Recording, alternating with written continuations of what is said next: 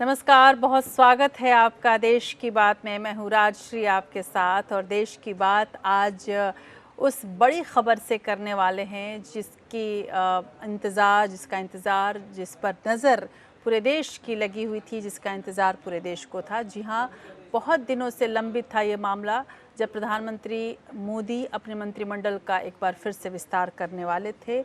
अब इस तरह की जो बातें थी उस पर विराम लग गया है, काउंटडाउन शुरू हो चुका है और बहुत जल्द कम से कम 20 नए मंत्रियों के चेहरे हमें मंत्रिमंडल में दिखेंगे। लेकिन इसके पहले जो हलचल हुई उसने भी पूरे देश में एक अलग तरह के माहौल को जन्म दिया है और वो है नए राज्यपालों की, जिसमें 8 राज्यपाल हैं।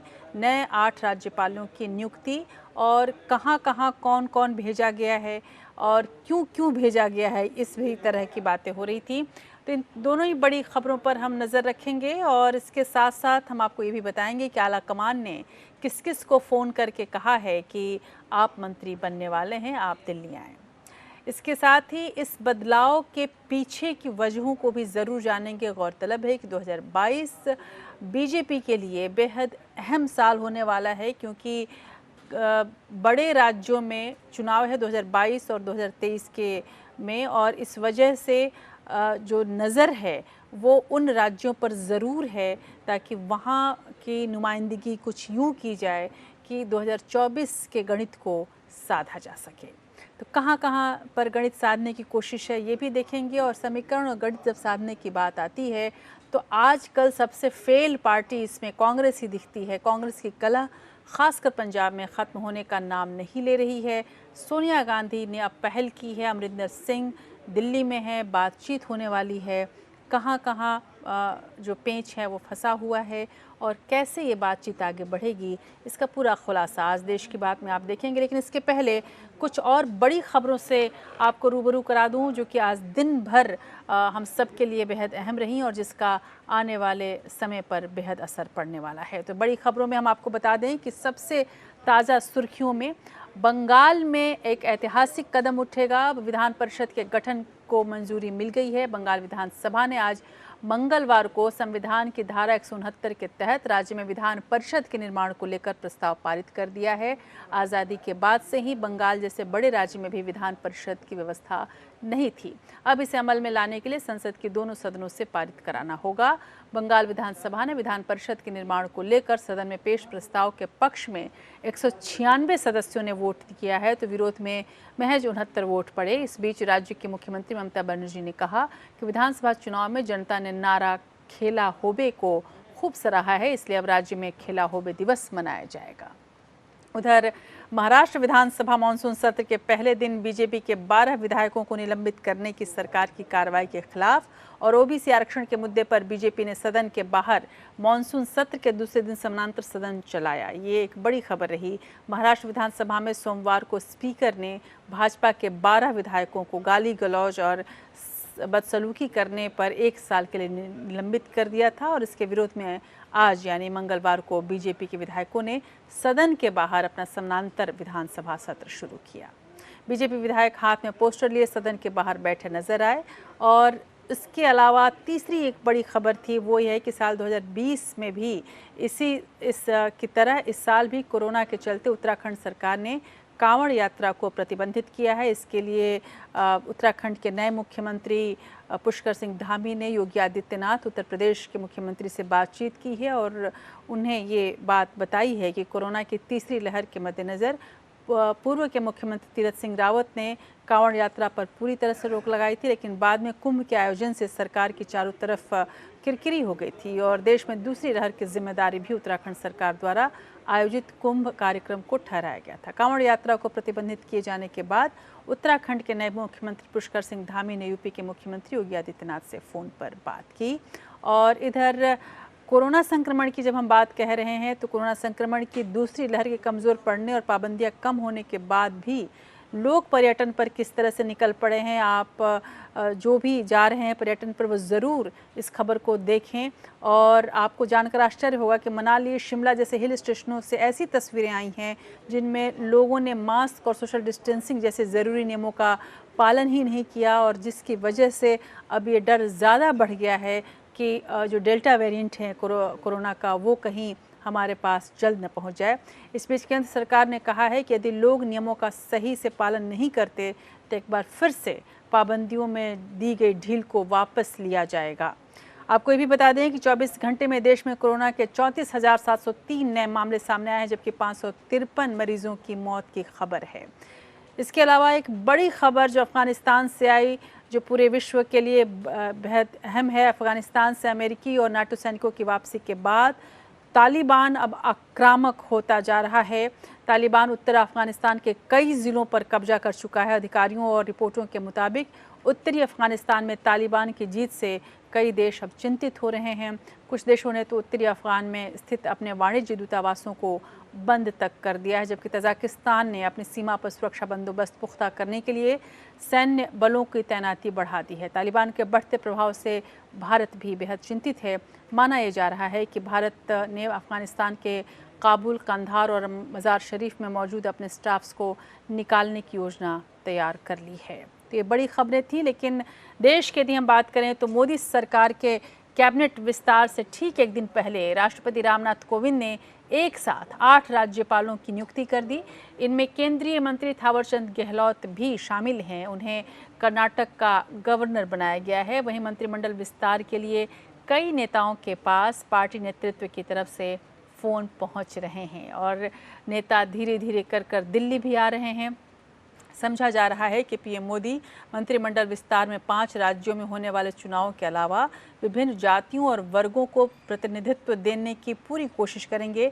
इसके साथ ही प्रधानमंत्री मोदी कांग्रेस से आए नेताओं को बतौर पुरस्कार मंत्री बना सकते हैं और इन पुरस्कारों की यदि बात चल रही तो सबसे शीर्ष नाम इसमें ज्योतिरादित्य सिंधिया का है। वो दिन में पहुंच भी गए प्रधानमंत्री मोदी से मिलने और ये तय माना जा रहा है कि ज्योतिरादित्य सिंधिया मंत्रिमंडल में एक अहम चेहरा होंगे। राज्य मंत्री बनेंगे या केंद्रीय मंत्री, अभी इस पर संशय है। इसके अलावा भी तमाम तरह के जो समीकरण हैं उसको ज़रूर देखा जा रहा है, क्योंकि 2022 और 2023 दोनों ही साल बेहद अहम है बीजेपी के मद्देनज़र। इसलिए उन राज्यों पर ख़ास नज़र है जहां पर इन दोनों सालों में चुनाव होने वाले हैं और ये दोनों साल में जो चुनाव होंगे वो 2024 में बहुत हद तक बीजेपी का केंद्र में जो भूमिका होगी, जो भविष्य होगा, उसको तय करेंगे। इसलिए इस मंत्रिमंडल को सबसे अहम मंत्रिमंडल माना जा रहा है।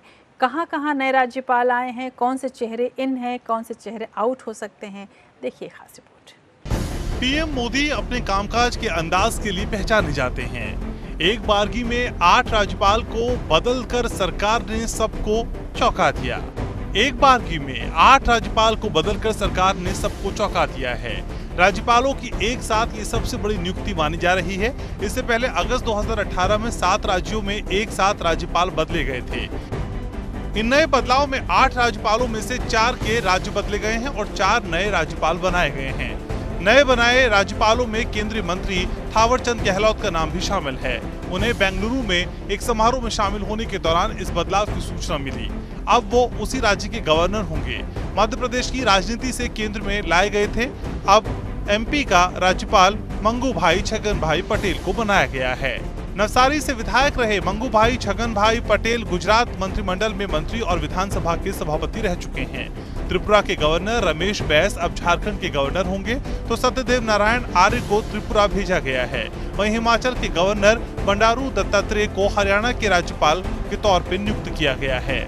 बंडारू दत्तात्रेय केंद्रीय मंत्रिमंडल में रह चुके हैं। साथ ही मिजोरम के राज्यपाल PAS श्रीधरन पिल्लई अब गोवा के गवर्नर होंगे। वहीं हरिबाबू कंभपति मिजोरम के राज्यपाल के पद पर नियुक्त किए जाएंगे। कंभमपति अलग आंध्र प्रदेश के लिए जय आंध्र आंदोलन के लिए राजनीति में पहचाने जाते रहे हैं।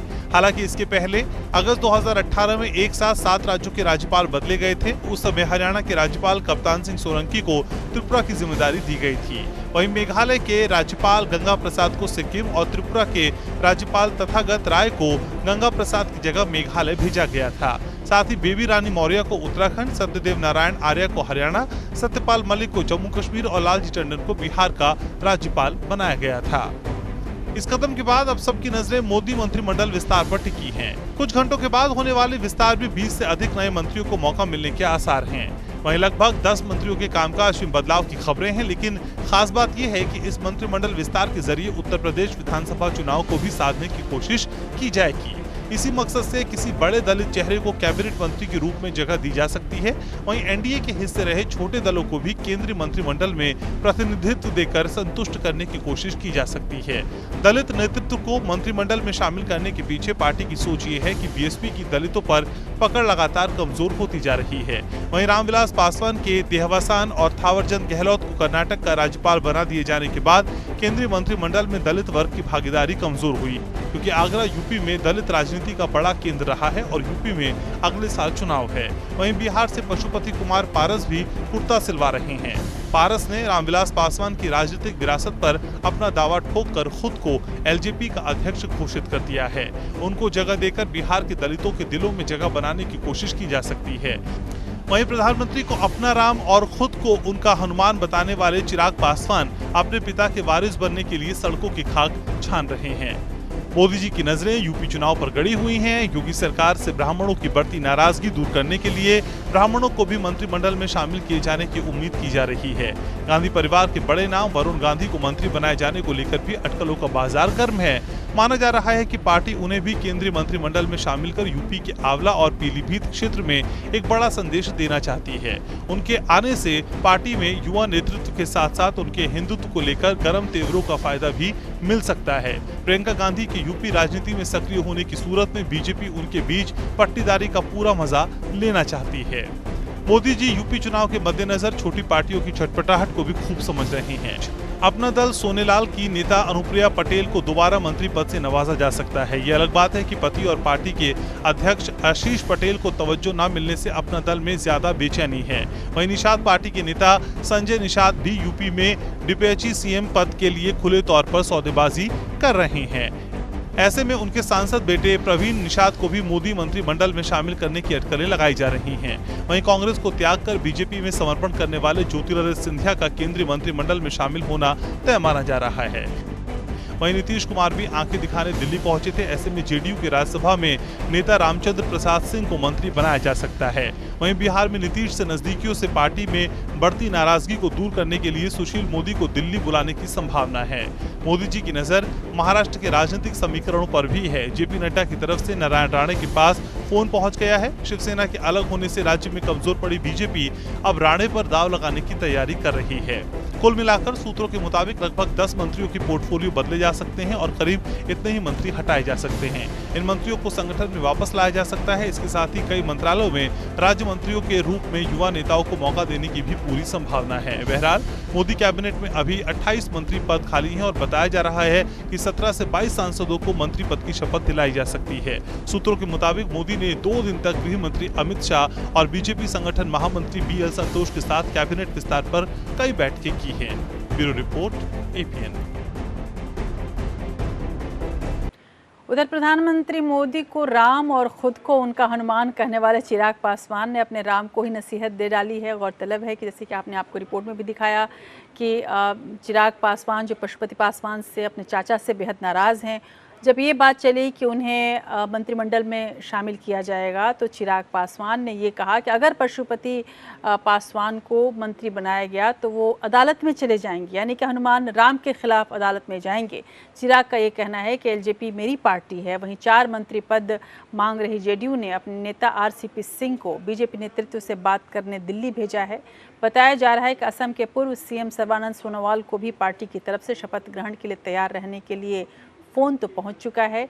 उधर असम में सोनोवाल को हटाकर कांग्रेस से बीजेपी में आए हिमंता बिश्वा शर्मा को मुख्यमंत्री बनाया गया था। इस बीच ये भी खबरें आ रही हैं कि यूपी की योगी सरकार भी मंत्रिमंडल विस्तार की तैयारी में जुटी हुई है। समझाया जा रहा है कि 15 जुलाई तक यूपी में भी मंत्रिमंडल में विस्तार हो सकता है, नए चेहरे शामिल हो सकते हैं। केंद्र की यदि हम बात करें तो वहाँ भी उत्तराखंड को भी प्रतिनिधित्व देने की बात कही जा रही है। एक तरफ मंत्रिमंडल विस्तार चल रहा है, एक तरफ आपसी समीकरणों को बिठाने के लिए तमाम तरह की सुलह सफाई करके जो नाराज़ हैं उनको मनाकर मोदी सरकार अपने साथ लेकर आने की कोशिश में है। वहीं कांग्रेस की यदि हम बात करें तो कांग्रेस अपने नाराज़ नेताओं के सामने बड़ी बेबस नज़र आ रही है और इसीलिए कमान अब सोनिया गांधी ने संभाल लिया है। पंजाब कांग्रेस में कलह खत्म करने के लिए पार्टी अध्यक्षा सोनिया गांधी ने आज प्रदेश के मुख्यमंत्री कैप्टन अमरिंदर सिंह से मुलाकात की। राहुल की मौजूदगी में हुई इस बैठक में पार्टी में मतभेद दूर करने के लिए बातचीत हुई। हालांकि कांग्रेस नेता नवजोत सिद्धू अपनी ही सरकार के खिलाफ लगातार बगावत कर रहे हैं, उसका बिगुल बजा चुके हैं, लेकिन राज्य के विधायकों का कहना है कि अहंकार के इस लड़ाई का खामियाजा पंजाब में कांग्रेस को भुगतना पड़ सकता है। गौरतलब है कि वहां जल्द ही चुनाव होने वाले हैं। कैप्टन अमरिंदर सिंह को समझाना राहुल गांधी के लिए आसान नहीं है, लिहाजा सोनिया ने खुद मामले को सुलझाने की पहल की है। लेकिन राजनीति के दांवपेच समझने के लिए राहुल को भी बैठक में बुलाया है। कैप्टन भी जानते हैं कि सोनिया से बातचीत में तय हुई शर्तों को मानने से आला कमान पर उनका दबाव बना रहेगा और उनकी कैप्टनशिप पर किसी तरह का खतरा नहीं रहेगा। सोनिया के कहने पर सिद्धू को जगह देने से उनका मान भी बना रहेगा। लेकिन पंजाब में बिजली संकट पर सिद्धू के हमले के बाद मोहाली में आम आदमी पार्टी की अगुवाई में प्रदर्शनकारियों और पुलिस की झड़प ने कैप्टन की राह आसान कर दी है। वो पूरे मामले को साजिश मान रहे हैं। सिद्धू पर पहले से ही केजरीवाल से सौदेबाजी का आरोप लग रहा है। आपके पास पंजाब में कोई चेहरा नहीं है और किसी सिख को सूबे का सीएम बनाने की बात कहकर सिद्धू का जोश बढ़ा दिया है। सिद्धू ने बिजली संकट पर श्वेत पत्र लाने की मांग कर राज्य में विपक्ष के हाथ में बड़ा मुद्दा थमा दिया है। कांग्रेस की कैप्टन विरोधी लॉबी भी सिद्धू की अगुवाई में अमरिंदर पर हमले करने से नहीं चूक रही। पूछा जा रहा है कि एक बिजली संयंत्र को बंद किए जाने की जानकारी क्या बिजली विभाग के पास नहीं थी? क्या बिजली विभाग को इस बात का इल्म नहीं था कि धान के मौसम में बिजली की अधिक मांग होगी? दरअसल यह हमला सीधा कैप्टन पर बोला जा रहा है, क्योंकि बिजली विभाग मुख्यमंत्री के ही पास है। कई विधायकों का कहना है कि अहंकार की इस लड़ाई की कीमत राज्य में पार्टी की हार से अदा करनी पड़ेगी। हालांकि कैप्टन ने भी गुरु ग्रंथ साहिब की बेअदबी के मामले में कोताही कर सिद्धू समेत सभी विरोधियों को हल्ला बोलने का मौका दे दिया। अप्रैल की शुरुआत में गुरु ग्रंथ साहिब की कथित बेअदबी मामले में प्रदर्शनकारियों पर कोटकपुरा पुलिस फायरिंग में अकाली दल सुप्रीमो और पूर्व मुख्यमंत्री प्रकाश सिंह बादल को हाईकोर्ट द्वारा क्लीन चिट दे दी थी। इसके बाद सवाल उठ रहे थे कि मामले की जांच में कोताही बरती गई और जांच कर रही एसआईटी के प्रमुख कुंवर विजय प्रताप सिंह की निगरानी नहीं रखी गई और वो जांच खत्म होने के तुरंत बाद नौकरी छोड़ आप में शामिल हो गए। कांग्रेस नेता मानते हैं कि अकाली दल को घेरने के लिए इससे बेहतर मौका नहीं हो सकता था। इसके अलावा दो विधायकों फतेह जंग सिंह बाजवा और राकेश पांडे के बेटों को नौकरी दिए जाने का मामला भी गरमाया हुआ है। कांग्रेस ने पिछले चुनाव में घर घर रोजगार का वादा किया था, लेकिन आर्थिक रूप से समृद्ध विधायकों के बेटों को नौकरी देने से उठे विवाद में कैप्टन घिरते नजर आ रहे हैं। चुनाव में कांग्रेस ने राज्य में नशा के मामले को जोर शोर से उठाया था, लेकिन बाद में नशा तस्करों पर सख्ती न बरतने के आरोप भी कैप्टन अमरिंदर पर लग रहे हैं। वहीं मुख्यमंत्री के सबसे न मिलने और लाल फीताशाही की शिकायतें भी उठ रही हैं, लेकिन अमरिंदर पिछले चुनाव में मिली अपनी कामयाबी पर फिदा हैं। लेकिन पूर्व क्रिकेटर सिद्धू की अपनी सियासी कैप्टन से जंग का खामियाजा पंजाब कांग्रेस को भुगतना पड़ रहा है। प्रदेश कांग्रेस के विधायक इस लड़ाई की वजह से बटे हुए नजर आ रहे हैं। पिछले चुनाव में पंजाब की 117 सीटों में से 80 पर कांग्रेस जीती थी। सूबे में सबसे ज्यादा 69 सीटें मालवा क्षेत्र से हैं, जहां गुरु ग्रंथ साहिब की बेअदबी वाला मामला जन भावनाओं से जुड़ा हुआ है। यहीं अकाली दल को सबसे ज्यादा नुकसान उठाना पड़ा था। बताया जाता है कि इस क्षेत्र के कांग्रेस विधायकों ने अपनी नाराजगी सुलह समिति को बता दी है। वहीं माझा में 25 और दोआबा में 23 सीटें हैं, लेकिन एक बात साफ है कि सिद्धू को पार्टी में अहम पद दिए जाने से पुराने कांग्रेसियों में नए सिरे से बगावत भड़क सकती है। उन्हें पैराशूट से पार्टी में उतरे नेता की अगुवाई कतई मंजूर नहीं, लेकिन सिद्धू हैं कि मानते नहीं और आलाकमान है कि जमीनी हकीकत जानते नहीं। Bureau report, APN। आप बने रहिए हमारे साथ। नमस्कार।